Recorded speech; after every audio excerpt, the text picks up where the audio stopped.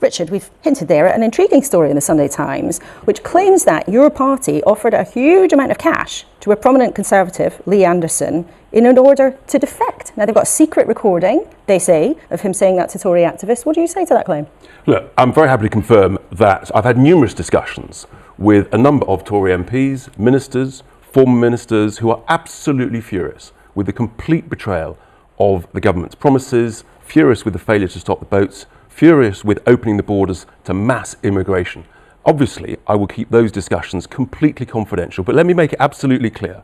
No cash or money has in any way been offered. What has been offered is the chance to change the shape of the debate. What's really happened here is that Lee Anderson has used the threat of defecting to reform to negotiate himself the deputy chairmanship of the Tory party, because this story first appeared almost exactly the same in the Times back in February, when coincidentally he was made deputy chairman of the Tory party. Well, that's what's happened. And that's the thing, really and truly, right, is that I wouldn't put Lee Anderson past making this up.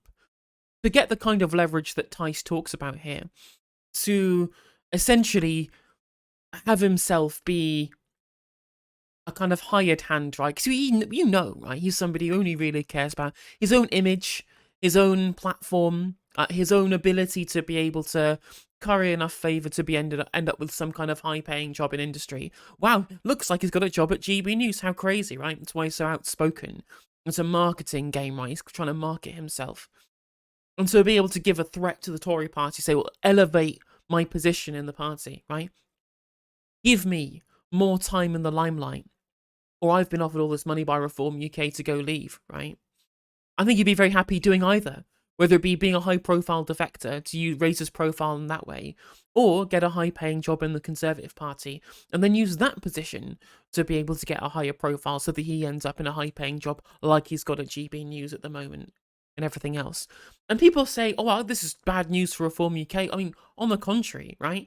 No press is bad press at this point. And the fact that Richard Tice is on panels like this, given this level of kind of tacit approval of his position in the political discourse, to be able to discuss the story that he just immediately deny and everyone will forget about in 6 months' time when the election rolls round. It's exactly what Reform UK wants. Perfect for them. Absolutely perfect for them. So none of this story is in any way of surprise to me or in any way reflects poorly on Reform UK and only boosts their platform. I mean, they certainly will split the Tory vote. I mean, the potential for a Canada 93 kind of result remains to be seen. But I don't think that's as likely as what I think really and truly what Reform UK want to happen is to move the shape of the discourse. Do what UKIP did to the Tories in 2015, right? Not completely destroy them.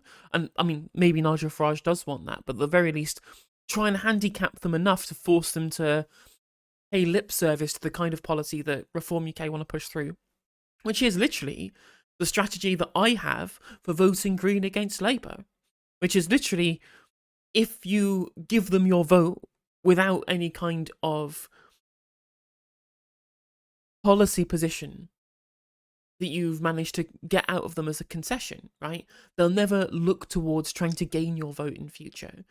So by scaring them with the potential for losing huge swathes of votes by taking a position outside of their usual purview and say, look, well, if you don't want this, you can't vote for a main party, you have to vote for my fringe party, which is what UKIP did to the Tories, where they said you will keep taking votes away from you unless you back leaving the European Union or give us a fair say on it, give us a referendum.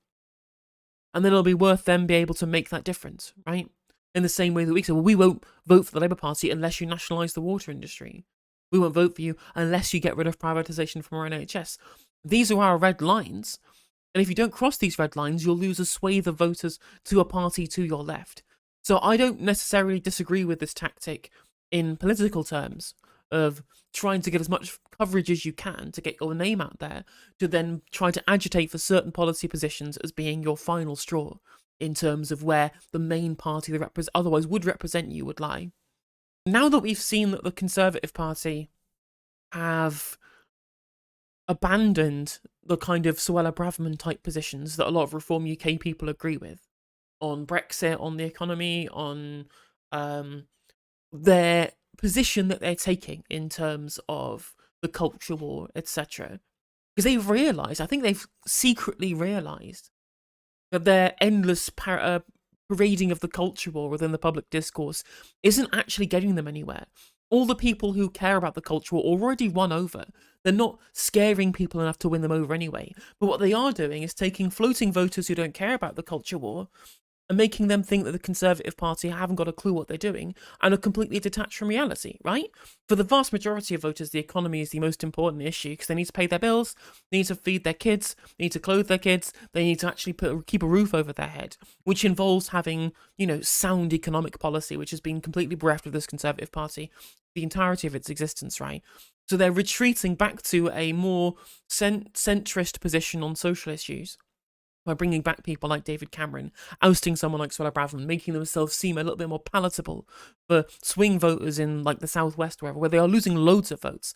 Like their sharp turn to the right on cultural issues will absolutely tank them in the southwest, where people are generally reasonably liberal, but are fiscally incredibly conservative. So the Liberal Democrat is the kind of party that they would shift to. And the blue wall in the southwest is under loads of pressure from Lib Dems siphoning up a bunch of these socially liberal fiscal conservatives who would otherwise be voting conservative under a Cameron type, but will not vote whilst Suella Braverman is poisoning the public discourse. So they've shifted away from that.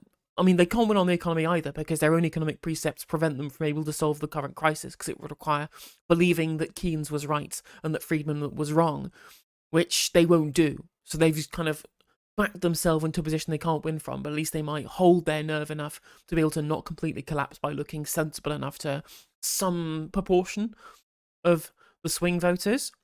But a lot of the Suella Braverman types from the party, the new conservative types, the people from the CDO who want Boris Johnson back, would probably be very much more likely to move from Reform UK, from the Conservatives to Reform UK within the party, or, if they're a voter, change their vote from Conservatives to Reform UK because all of their representation in the Conservative Party isn't being borne out in terms of policy, in terms of cabinet, in terms of the kind of vibes they're getting from the party as well. Much the same, in which I would say exactly the same thing to the left of the Labour Party. Where are you represented in the current upper echelons of the party? What are they doing for you? None of the left are in the front bench. None of the left are selected for new candidacy positions for Parliament. Nobody in the left has any political power in terms of the kind of direction of the party. All the policy has completely abandoned the left wing. The unions didn't really get that much of a look when it came to creating the policy, when it turned to the NPF, right? The only time they've ever changed policy is when the Unite literally ran billboard campaigns against Labour in swing seats talking about UK steel, which changed Labour policy that way because they realised internally there's nothing that we can do. And so you're going to have to look elsewhere if you're on the left of the Labour Party. What's the point? And I at the very least, sympathise a lot with the kind of cultural conservatives who feel like the Tories have abandoned their values by murking Suella Braverman from her position. When if she represents at least a lot of people in the Conservative Party, we've seen the people Owen Jones interviewed within the Conservative base. They're all really sure about the kind of cultural precepts they want to see the Conservative Party put forward, even though it's not shared by the rest of the country. And that is costing them votes, but it's also splitting the party in two as well. So I can see a lot of those types moving over to Reform UK potentially, which is why I think people on the left of Labour should do the same with the Greens.